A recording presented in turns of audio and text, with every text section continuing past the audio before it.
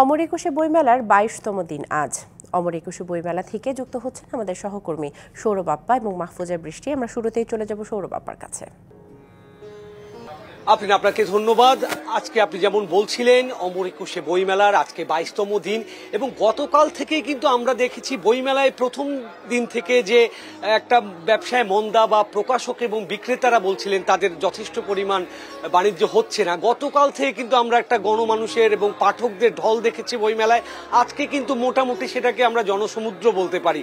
নিশ্চয়ই আমরা বলতে পারি আজকে পাঠকদের এবং ক্রেতাদের বিশেষ করে উপস্থিতি বেশি, কারণ প্রথম সপ্তাহের থেকে দ্বিতীয় সপ্তাহ এবং তৃতীয় সপ্তাহ পর্যন্ত আসলে সাধারণত পাঠকরা বই সংগ্রহ করার চেয়ে বই বাছাই করার কাজটি করেন এবং এই সময়টিতে এসে কিন্তু 21শে ফেব্রুয়ারির পর থেকে কেনাকাটাটা জমে ওঠে এবং আমরা আশা করছি এখন থেকেই এবং বইমেলা জমে উঠবে এবং প্রকাশকদের যে আশা বই কেনার পরিমাণটা বাড়বে।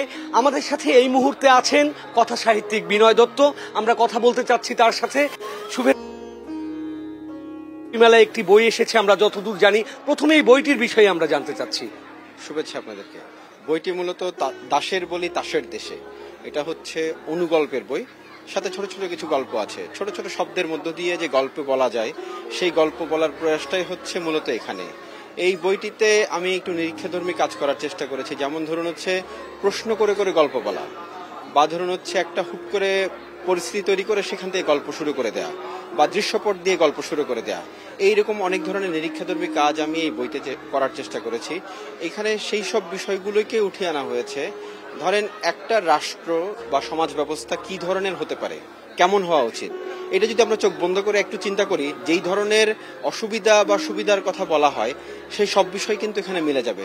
তার মানে এই নয় আমি কিন্তু ভবিষ্যৎ বক্তা নই, মানে লেখকদের কাজ হচ্ছে সমাজে যে বিষয়টা অপ্রচলিত বা যে বিষয়টা নিয়ে সংযুক্তি বা সংযুক্তি হয় সেই বিষয়গুলো তুলে ধরা।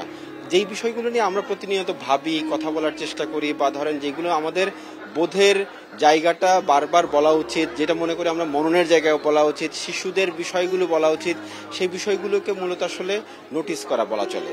এই বইটাই সেই বিষয়গুলোকে আমি একসাথে করার চেষ্টা করেছি।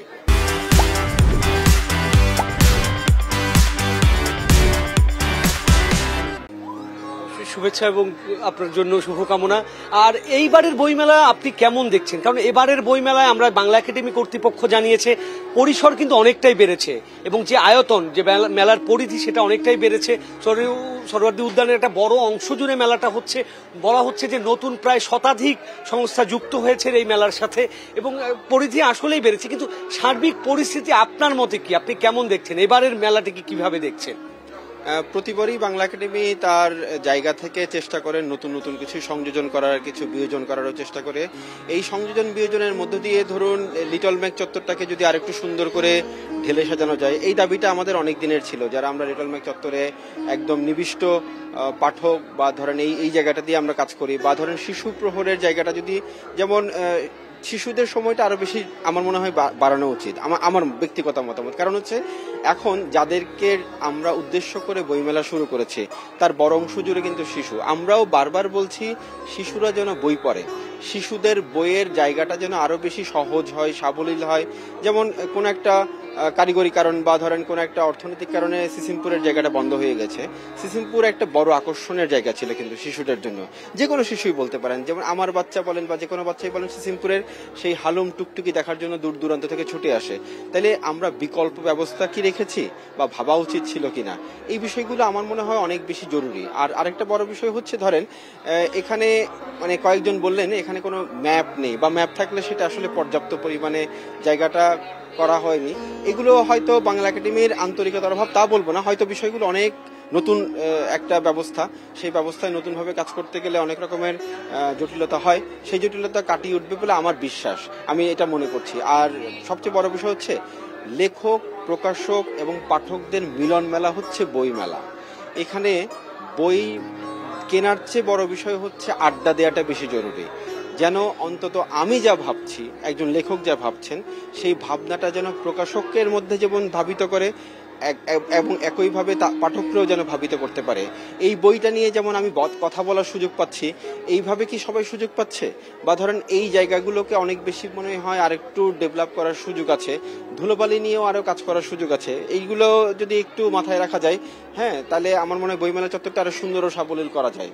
অবশ্যই আপনার এই সব পরামর্শের জন্য অনেক ধন্যবাদ। এবং আমাদের এই মুহূর্তে আমাদের মেলার অপর প্রান্তে রয়েছেন সহকর্মী মাহফুজা বৃষ্টি। আমরা চলে যেতে চাই তার কাছে মেলার সার্বিক খবর নিতে। বৃষ্টি, আজকের মেলার পরিস্থিতি কেমন দেখছেন এবং 22তম দিনে জনতার ঢল কেমন মেলায় আজকে?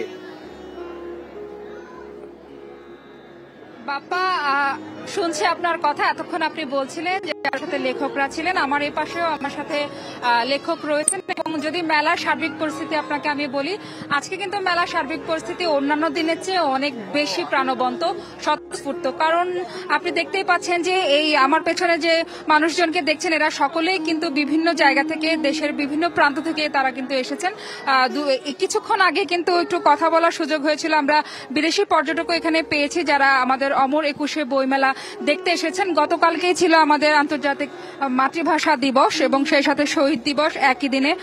গতকাল থেকে সেই আমেজ কিন্তু শোক এবং আনন্দ দুটোর আমেজই কিন্তু বিরাজ করছে আমাদের এই একুশে বইমেলায়। সবকিছু মিলিয়ে আমরা দেখতে পাচ্ছি জনজীবনের বাধা, আপত্তি, সংগ্রাম, আন্দোলন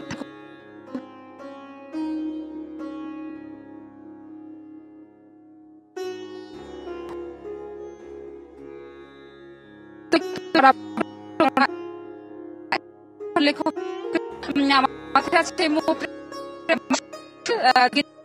নিজে একজন গণমাধ্যম কর্মী এবং সেই সাথে একজন লেখক বটে। তিনি একটা ভিন্ন বই লিখেছেন এবার। আমরা যদি একটু বইয়ের নামটা বলি, যে আপনি একটু বইয়ের নামটা। হ্যাঁ, আমার বইয়ের নাম হলো স্ত্রী মন জয় করার সহজ মন্ত্র। হ্যাঁ, বইটি এবার বর্ধিত কলবরে এসেছে। বইটি গতবার এসেছিল, এবার বর্ধিত কলবরে এসেছে। মূলত এই বইটি আমি একটি বেদনা থেকে লিখেছি। আপনি হয়তো প্রশ্ন করতে পারেন যে আপনি নিজে স্ত্রী মন জয় করতে পেরেছেন কিনা। আমি স্ত্রী মন জয় করতে পারিনি বলেই তো আমি স্ত্রী মন জয় করার মন্ত্র খুঁজে বেরিয়েছি। যারা জয় করেছে তারা প্রত্যেকের মধ্যে আছে, তারা কেউ তো এটি লিখেনি এবং তারা লিখার প্রয়োজনও বোধ করেনি। কিন্তু এটি এখন এতটাই গুরুত্বপূর্ণ একটি বিষয়। আপনি জানেন যে বাংলাদেশে এখন প্রতিদিন প্রায় 7 থেকে 8টি করে বিচ্ছেদ হচ্ছে। কিন্তু মানুষের যখন বিয়ে হয়, একজন তরুণ তরুণী যখন বিয়ে হয়, তারা তো বিচ্ছেদ করার জন্য বিয়ে করে না, চিরজীবন একসাথে থাকার জন্য বিয়ে করে। কিন্তু আল্লাহর সবচেয়ে অপছন্দনীয় কাজের একটি হলো এই বিচ্ছেদ। তারপর